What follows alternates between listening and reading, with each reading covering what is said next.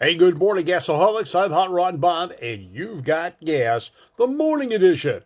Hey, what's that junk in your trunk? Badunkadunk. The back.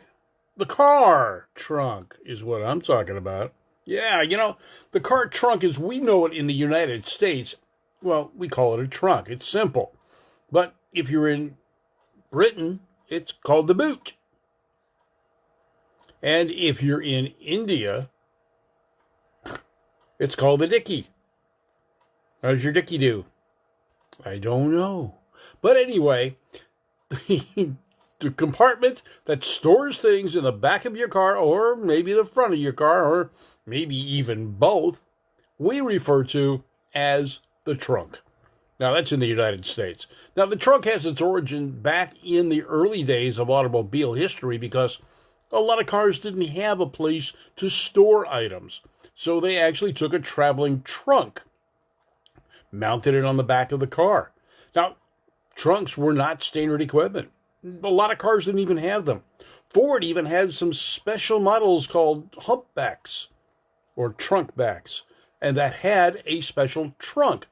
But the sedan versions, they just didn't have it. Roadsters, well, a few of them had them. They had rumble seats, too, because you had to put your mother-in-law someplace. But they also had trunks. Now, trunks came about as standard equipment later on in the years. Probably the mid to late 30s was when most every car got a trunk, an area to store things in. Now, as a kid, we used them quite a bit, especially going to drive-ins. Not a safe thing to do, and I'll preface that, because if you get in a rear-end collision, the guys in the back, they ain't going nowhere.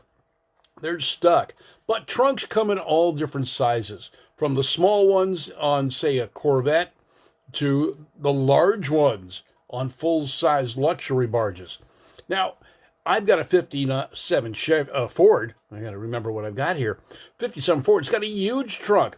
One of the things we used to joke about with luxury cars like Lincolns is a lot of guys that that bent over nose there. They do things. Those cars, they had those big cars because you could carry multiple bodies in the trunk of a car without being noticed. But trunks are all shapes and sizes. AMC Marlin, for example, it's a large car, but the trunk opening is really small and you can't get much in it. Corvettes didn't have trunks for many years, even though they had a space behind the driver's seat. In the convertibles, there was no trunk lid. Now, talking about that, the Henry J or the Sears Allstate had a multiple number of options on their cars. You could get a 4-cylinder standard, a 6-cylinder was an option, a glove box door was an option, and the trunk lid was an option. That's right. You either got a trunk or you didn't get a trunk. You could access the area from inside the vehicle, but it didn't have a trunk lid unless you got that option. Morning, Fast Eddie. How you doing today? Denny Sanders, Phil Nyland, Scott Keogh. How you doing? Denny Sanders says the trunk in his dad's 59 Imperial could almost hold a Corvette. Yeah, one of the jokes we used to have when I was younger was I drove a Bug-Eye Sprite, Austin Healey Sprite. In Britain, they called that a frog eye. Well, it was a small little car, like the size of a Mini Cooper, but roadster. And maybe a little bit bigger, but anyway, small. There was a certain luxury car out of Great Britain that didn't have a great reputation for reliability here. So the joke was is you put a Sprite in the trunk so that you could get home once your luxury car broke. And I'll let you figure that one out, folks, because that's all I'm going with. All right, Alan Dunnick, Ducey golf club compartments. Yeah, the Duesenbergs, the Packards, the Cadillacs. They had a little... Hi, Martin, how are you doing today from Great Britain? I'm just talking about stuff from Britain, so glad you missed it. Anyway, some of the cars had a small little trunk, but it was specifically for golf clubs. And it was on the side of the vehicle. You opened it up, you slid your golf bag in. Hi, Kyle. How are you doing? What about the trunk on a T-bucket or turtle deck? Very small, yes. But again, an option because the T-body was separate from the turtle deck. And that's where the trunk was on the Roadster. Now, if you got a T sedan, there was no trunk. No place to put your stuff. A Model A, no trunk. Even the 32 Ford sedans had no trunk. So they would put a kind of like a fold-down apparatus in the back of the car, and you would actually strap down a traveling trunk. And that's where the origin and the name came from here in the States. When you traveled on a ship or on a train or what have you, you had to carry your luggage some way. If you were going for a long time, you had traveling trunks. They were rather rectangular, big trunks, areas that you put things in. Hi, Martin Chesworth.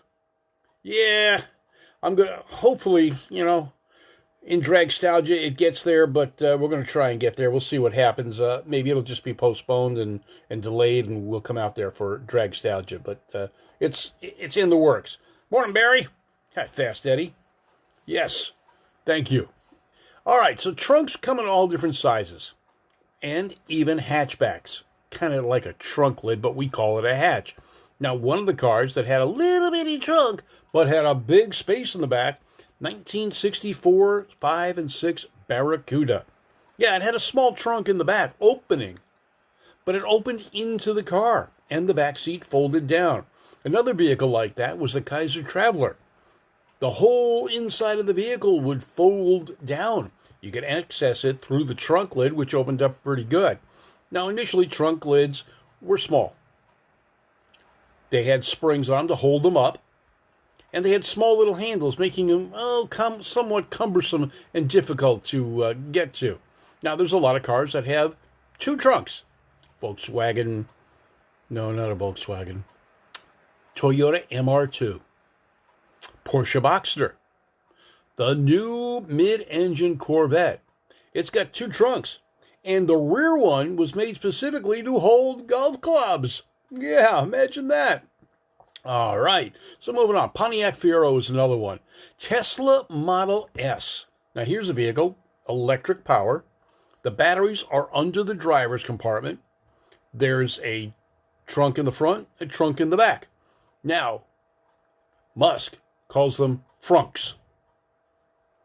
Okay, it's his car. He can call whatever he wants it to be. But trunks are popular. Now, as I said earlier, we used to load guys up because there was a drive-in theater we used to go to. For those of you who remember drive-in theaters, raise your hand. Yeah, drive-in movie theaters. And there was one on Sepulveda Drive-In. Good morning, Richard. How are you doing? And Cassie? What we would do is it was $2 a car. So you could take your date, $2. You went to the drive-in. I mean, it was, back in the olden days. It was fun. But we always had to bring friends. And the guy with the biggest trunk usually won. And the smaller guys usually lost. The guy who owned the car got to drive. Everyone got to go in the trunk.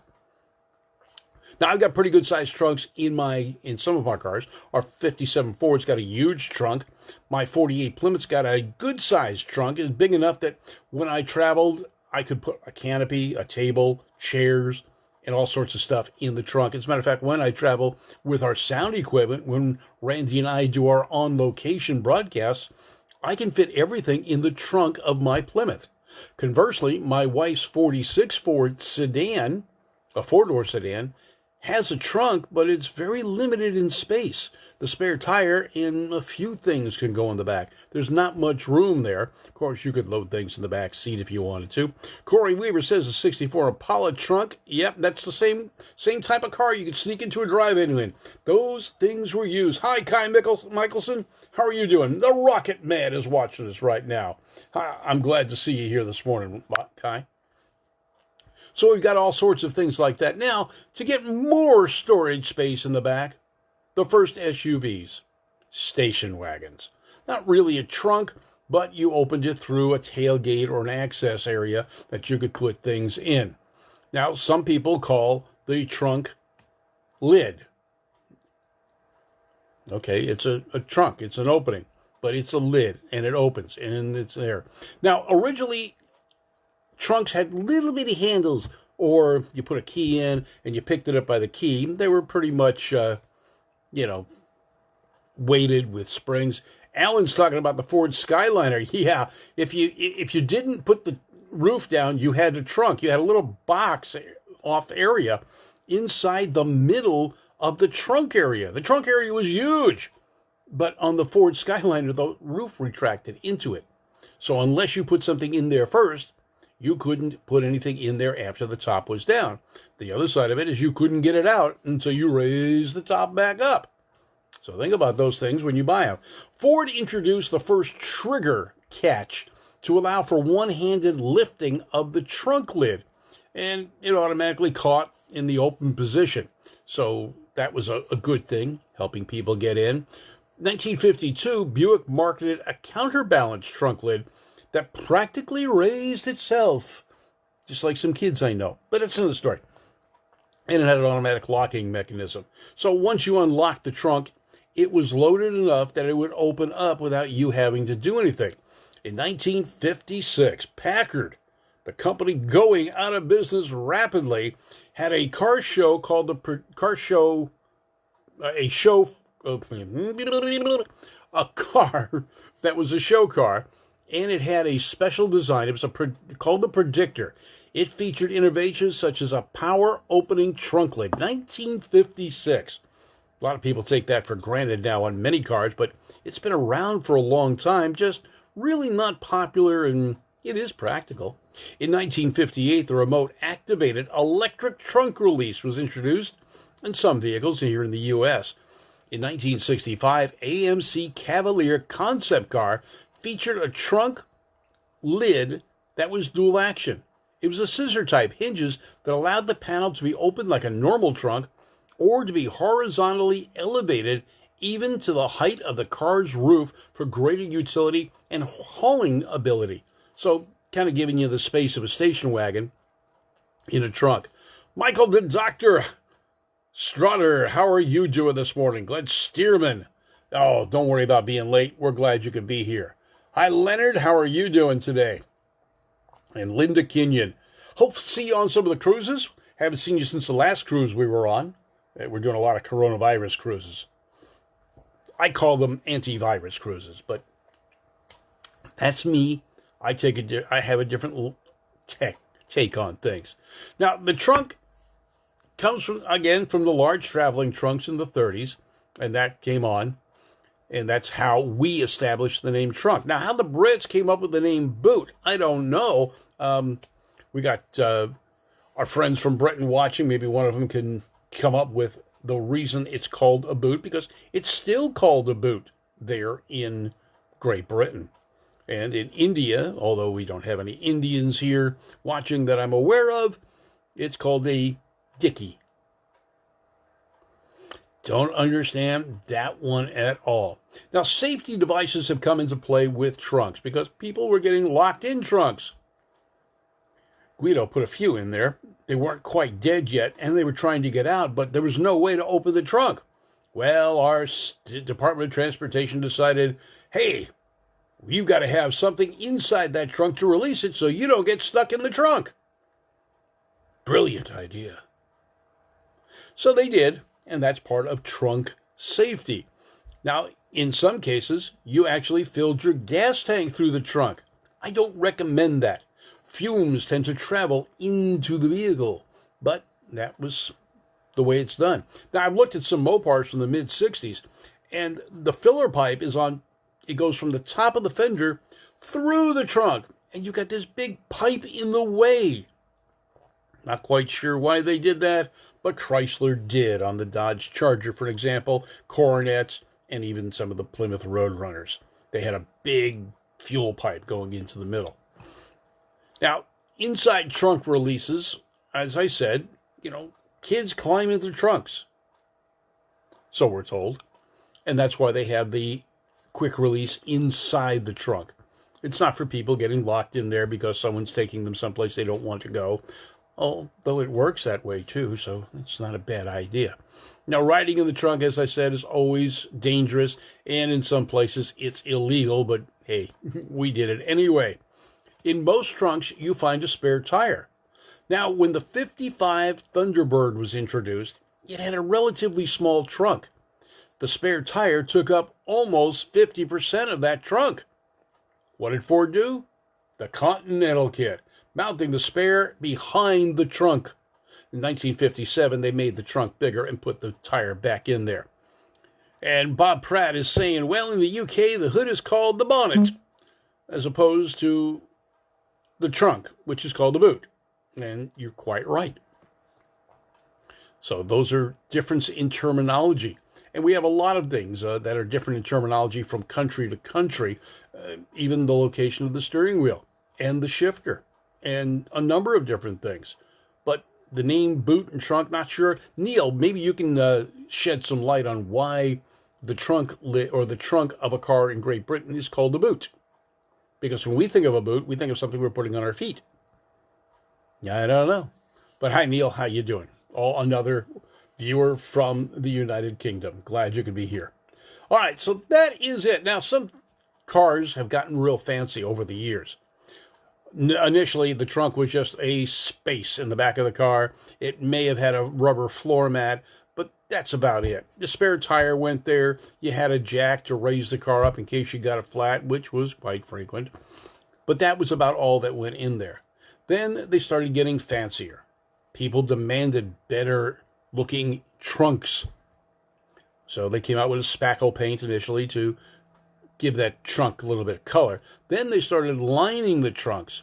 On most custom cars, and even on my wife's hot rod, it's carpeted and it is fully finished, upholstered all the way around.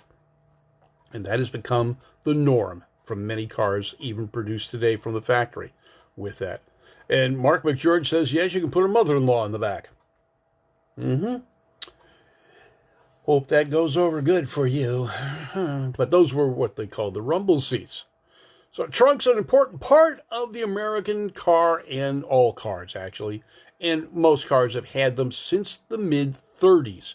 Before that, roadsters got them. Sedans didn't. You had to carry the stuff someplace.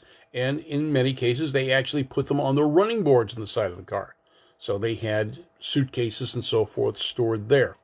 The trunk, a very good idea, and something we've always become accustomed to.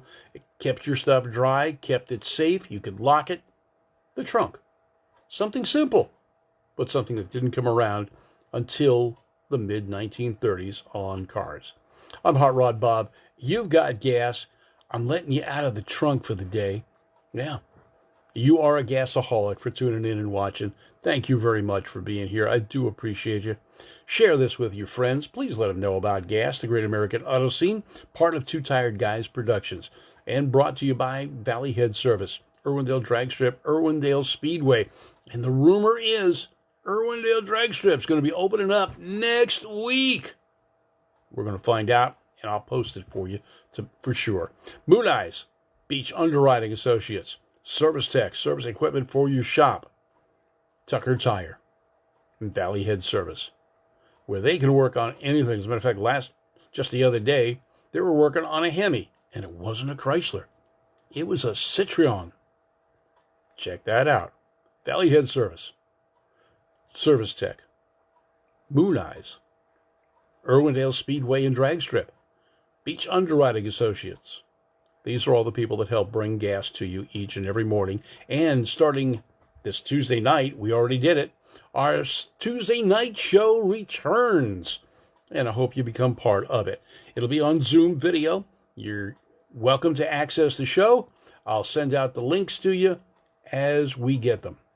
So 6 p.m. Pacific time, GAAS goes back on the air. Zoom video, you get to be part of the studio audience. So join Randy Cardoon, Anna Octane, Joe Walla, and even Bruce from time to time. Hey, Von Hot Rod, how are you doing this morning? Thanks for tuning in. I'm Hot Rod Bob, and you've got GAAS, the morning edition. Hope you have a great day. We'll talk to you tomorrow as we get ready for the weekend full of car cruising and fun back here. Take care, folks. Bye now.